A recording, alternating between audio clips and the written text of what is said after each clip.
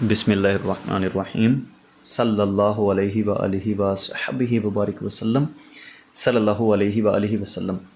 तो स्टूडेंट्स, हमने पिछली वीडियो के अंदर जो 10th फिज़िक्स का चैप्टर नंबर 10 है उसके न्यूमेरिकल कुछ किए थे, 3 न्यूमेरिकल हमने किए थे। सो आज हम 10.4 से जो है वो स्टार्ट करने लगे हैं और ये जो 4 न्यूमेरिकल रहते हैं इंशाल्लाह इस वीडियो के अंदर हम कवर करेंगे।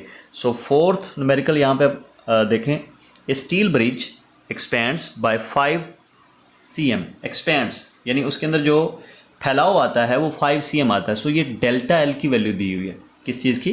डेल्टा एल की वैल्यू ये दी हुई है। और आगे वो कह रहा है on A hot summer day, ठीक है, यानी गर्मियों का एक गर्म दिन, ठीक है।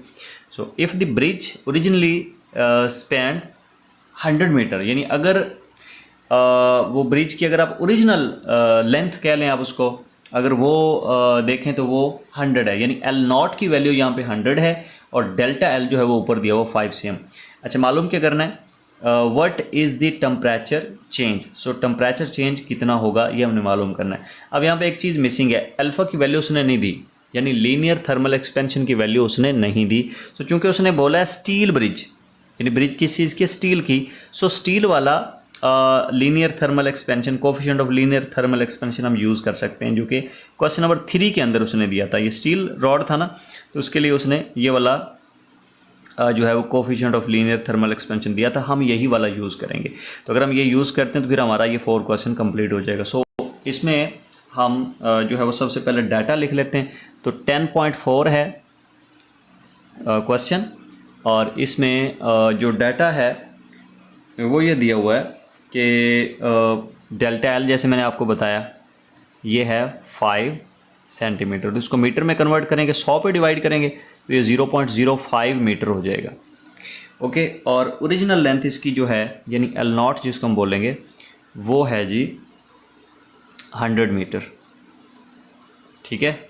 और यहाँ पे जो कोफिशिएंट की वैल्यू होगी वो मैंने आपको बताया कि फर्स्ट जो इससे पहले वाला न्यूमेरिकल था, यानी थर्ड वाला, वही वाली वैल्यू आप यूज़ कर सकते हैं अल्फ़ा के लिए, क्योंकि वो भी स्टील के लिए था। सो मल्टीप्लाई 10 रेज़ पर -5, 10 रेज़ पर -5, और ये होगा पर सेल्सियस, ठीक है, पर डिग्री सेंटीग्रेड भी कह सकते हैं इसको, पर डिग्री सेंटीग्रेड ही बेस्ट रहेगा। और हमने मालूम क्या करना है जी? हमने मालूम करना है टेम्परेचर चेंज, यानी डेल्टा टी की वैल्यू हमने मालूम करनी है। सो बहुत ही आसान है। यहाँ हम लिखेंगे solution. So as we know what we know, हमें पता है कि डेल्टा एल जो है वो बराबर होता है alpha L not delta T. तो अब हमें चूँकि डेल्टा टी की वैल्यू चाहिए, सो बाकी टर्म्स को हम दूसरी साइड पे लेकर जाएंगे। तो delta L divided by alpha L nought is equal to delta T, ठीक है। सो डेल्टा एल जो है वो हमारे पास है 0.05 डिवाइडेड बाय अल्फ़ा हमारे पास है जी 1.2 मल्टीप्लाई 10 रेज़ पावर -5, और एल नॉट हमारे पास है जी 100, ठीक है। ये हमारे पास डेल्टा टी, ठीक है। अच्छा, इसको हम यूँ लिख सकते हैं 0.05 डिवाइडेड बाय 1.2 मल्टीप्लाई, देखें ये 10 की पावर 2 है और ये 10 की पावर -5 है, तो ये हो जाएगा 10 की पावर -3। क्लियर है? तो ये हमारे पास डेल्टा टी होगा।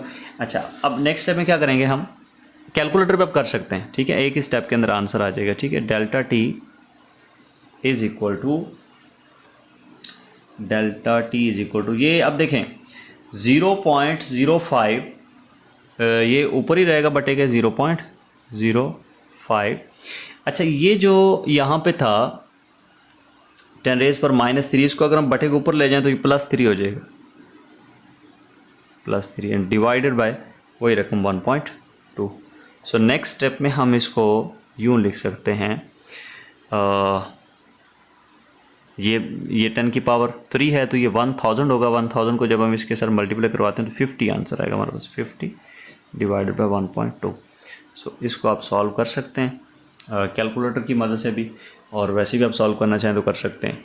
अगर हम कैलकुलेटर पे इसको सॉल्व करें तो हमारे पास आंसर आएगा 41.67, ठीक है, degree centigrade. So I hope कि ये न्यूमेरिकल आपको समझ आया होगा। कोई क्वेश्चन है तो वो आप कमेंट सेक्शन के अंदर पूछ सकते हैं। नेक्स्ट है जी हमारे पास question number 5, how much heat is required, कितनी हीट चाहिए टू रेज द टेम्परेचर बढ़ाने के लिए of 2 kg iron bar from 20 to 100, यानी टेम्परेचर को 20 से लेकर 100 तक करना है 2 किलोग्राम आयरन बार का टेम्परेचर, ठीक है। तो उसके लिए कितनी हीट चाहिए, जबकि स्पेसिफिक हीट कैपेसिटी उसके लिए है 450 जॉल पर किलोग्राम पर केल्विन। सो यहाँ पे हम क्वेश्चन नंबर कौन सा है जी, 10.5, इसमें हम डाटा लिखेंगे और डाटा में हमारे पास आएगा जी मैस है 2 kg और यहाँ पे जो टेम्परेचर है T1 है हमारे पास 20 डिग्री सेंटीग्रेड, यानी 293 केल्विन। ये केल्विन में इसलिए कन्वर्ट करना है क्योंकि जो स्पेसिफिक हीट कैपेसिटी दी हुई है ना उसके अंदर पर केल्विन वाली टर्म यूज़ हुई है, सो केल्विन में हमें करना पड़ेगा। तो ये वैसे ना भी करें क्योंकि वहाँ तो हमें डेल्टा टी ही यूज़ करना है, डेल्टा टी जितना सेल्सियस में होता है उतना ही केल्विन में होता है। सो T2 हमारे पास होगा 100 डिग्री सेंटीग्रेड, यानी 373 केल्विन, ठीक है। और स्पेसिफिक हीट कैपेसिटी को हम स्मॉल सी से ज़ाहिर करते हैं, तो ये हमारे पास होगा 450 जॉल पर किलोग्राम पर केल्विन, ठीक है। तो यहाँ पे सिंपल फार्मूला है जी, ठीक है। यहाँ पे हम लिखेंगे सॉल्यूशन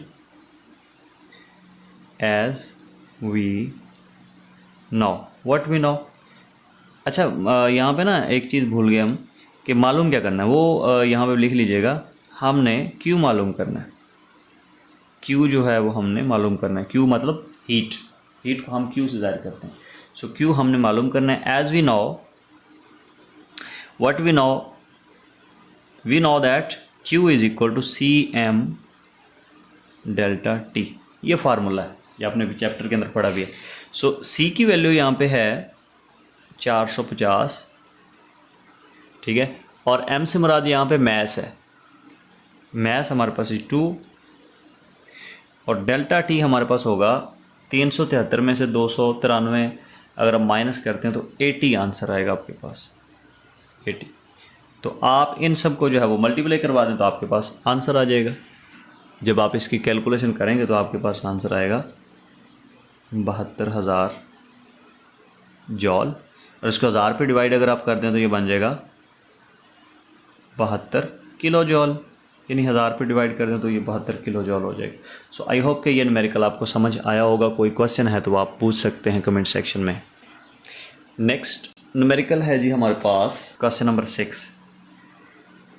वो कह रहा है कि how much heat is required to melt 500 gram of ice at 0 degree centigrade into water at 0 degree centigrade, ठीक है। तो यानी कितनी हीट चाहिए होगी 500 ग्राम यानी आधा किलोग्राम बर्फ़ को पानी बनाने के लिए, ठीक है। और यहाँ पे लेटेंट हीट ऑफ फ्यूजन यानी LF की वैल्यू उसने दी है 3.36 मल्टीप्लाई 10⁵ जॉल पर किलोग्राम। तो हमने हीट जो है वो मालूम करनी, तो बहुत ही आसान क्वेश्चन है। सबसे पहले यहाँ पे हम डाटा लिखेंगे, बल्कि पहले क्वेश्चन नंबर लिखेंगे 10.6, ठीक है। और डाटा में हम लिखेंगे जी, डाटा में हम लिखेंगे मैस जो है वो है 500 ग्राम। तो 1000 पे इसको हम डिवाइड करेंगे तो किलोग्राम बन जाएगा। किलोग्राम बनाएंगे क्यों, इसकी रीज़न ये है कि किलोग्राम मैस का सिस्टम इंटरनेशनल यूनिट है। सो सिस्टम इंटरनेशनल यूनिट में हम कन्वर्ट करेंगे मैस को, ग्राम में दिया उसको किलोग्राम में कन्वर्ट किया। अच्छा, उसके बाद यहाँ पे जो लेटेंट हीट ऑफ फ्यूजन दी हुई है LF भी इसको कहते हैं, HF भी कह सकते हैं आप, ठीक है। तो ये हमारे पास होगा जी 3.36 मल्टीप्लाई 10 रेज़ पावर 5 जॉल पर किलोग्राम, ठीक है, 5 जॉल पर किलोग्राम। और हमने मालूम क्या करना है, हीट यानी Q हमने मालूम करना है, ठीक है। सो यहाँ लिखेंगे सॉल्यूशन, सॉल्यूशन के बाद as we know what we know. अच्छा, in term of latent heat of fusion ये हमारे पास फार्मूला होता है Q is equal to MLF, क्योंकि आपको पता है ये जो LF है ना, ये होता है heat per unit mass, heat per unit mass, ठीक है। तो लैटेंट हीट ऑफ फ्यूजन, इसकी डेफिनेशन भी आपने पढ़ी होगी कि ये हरारत की वो मिकदार है जो 1 किलोग्राम या यूनिट मैस को एक कह लें कि सॉलिड से लिक्विड बनाने के लिए दरकार होती है। यानी यूनिट मैस को, 1 किलोग्राम मैस को सॉलिड से लिक्विड बनाने के लिए जो अमाउंट ऑफ हीट चाहिए उसको हम लैटेंट हीट ऑफ फ्यूजन कहते हैं। सो इस फार्मूले के तहत हमारे पास Q क्या आएगा, MLF। सो M कितना हमारे पास 0.5 और LF कितना हमारे पास 3.36। HF भी इसको कह सकते हैं भाई, और ये 10 की पावर 5, ठीक है।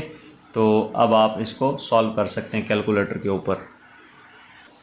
जब आप इसको कैलकुलेटर के ऊपर सॉल्व करेंगे तो आपके पास आंसर आएगा 168,000 जॉल, ठीक है।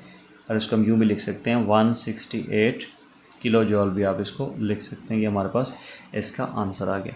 आई होप कि ये न्यूमेरिकल आपको समझ आया होगा। कोई कन्फ्यूजन है तो आप कमेंट सेक्शन के अंदर पूछ सकते हैं। अच्छा, उसके बाद हमारे पास नेक्स्ट क्वेश्चन है, calculate heat required to completely vaporise 1 kilogram of water at 100 degree centigrade. Latent heat of vaporisation of water is this one, यानी 2.26 मल्टीप्लाई 10 रेज़ पावर 6 जॉल पर किलोग्राम। बिल्कुल वैसे ही क्वेश्चन है ये जो भी हमने किया, लेकिन यहाँ पे लैटेंट हीट ऑफ वेपोराइजेशन होगी। सो यहाँ पे क्वेश्चन हम लिखेंगे 10.7 और इसमें हम डाटा लिखेंगे जी। सबसे पहले डाटा इसमें क्या है, एक तो उसने हमें बोला है कि मैस जो है ना वो 1 किलोग्राम है। मैस कितना है, 1 किलोग्राम है। और जो लैटेंट हीट ऑफ वेपोराइजेशन है इसको हम LV भी बोलते हैं, HV भी बोलते हैं, ठीक है। तो अब हम चलो इसको HV कह लेते हैं, उसको आप HF कह सकते हैं, नो इशू। मतलब उसको LF भी कह सकते हैं, HF भी कह सकते हैं, इसको LV भी कह सकते हैं, HV भी कह सकते हैं, ठीक है।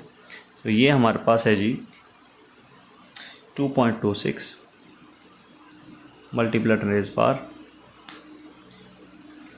6 जॉल पर किलोग्राम। वैसे ये जो HV की वैल्यू है ना, यही आपका आंसर होगा, क्योंकि मैस तो 1 किलोग्राम है ना, तो 1 किलोग्राम के लिए तो हीट यही होगी। इसी को तो लैटेंट हीट ऑफ वेपोराइजेशन कहते हैं हम लोग, ठीक है। तो अब यहाँ पे लिखें Q मालूम करना है हमने।